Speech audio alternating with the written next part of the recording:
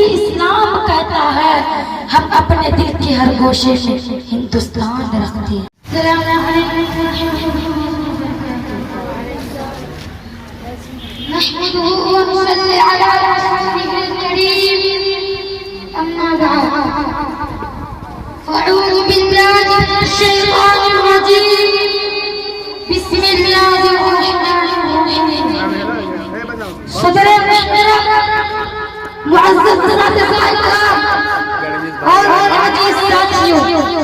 ये मेरे लिए फख्र की बात है कि मुझे आपके जैसे शायर यौम आज़ादी की तकरीर में कुछ कहने की सआदत हासिल हो रही है।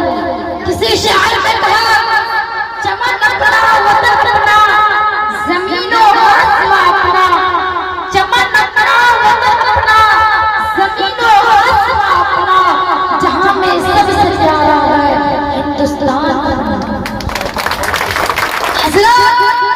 यौम आज़ादी मनाने के लिए एक चाहते हैं, आज़ादी से कभी हम अंग्रेजों की गुलामी की जंजीरों में जकड़े हुए थे। अंग्रेज था भारतीयों पर जुल्म और जुल्म किया करते थे। मुसलसल जद्दोजहद और कुर्बानियों के बाद हमारे मुल्क 15 अगस्त 1947 को आजाद हुआ। भारत से अंग्रेजों की हुकूमत का खात्मा हुआ और अंग्रेजों को भारत से बेदखल करने को उमंग पैदा हुआ। हजरत, हमारे मुल्क 15 अगस्त 1947 को आजाद हुआ। भारत से अंग्रेजों की हुकूमत का खात्मा हुआ। इसलिए हर साल 15 अगस्त को आजादी बड़े जोश और खरोश के साथ मनाते हैं। इसलिए आज हम 77वां यौम आजादी मना रहे हैं। हजरत, आज की खुशी के मौके पर हम पर खुलूस और शफ़क़त के साथ आजादी की लड़ाई में हिस्सा लेने वाले वतन के अजीम रहनुमाओं और शहीदों को याद करते हैं, जिन्होंने इस मुल्क के लिए अपनी जान को कुर्बानियां दी, डंडे लाठियां खाई, कई बार जेल गए, अपना सब कुछ इस मुल्क के लिए कुर्बान कर दिया।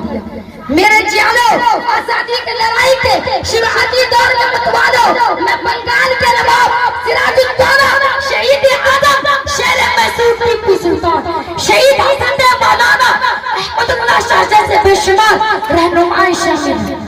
किसी ने क्या खूब कहा, किसी ने क्या खूब कहा, दिल दिया दिलदार को दिल तोड़ कर आया, दिल दिया दिलदार को दिल तोड़ कर आया, दिल दिया तिरंगा को दिल जोड़ कर आया।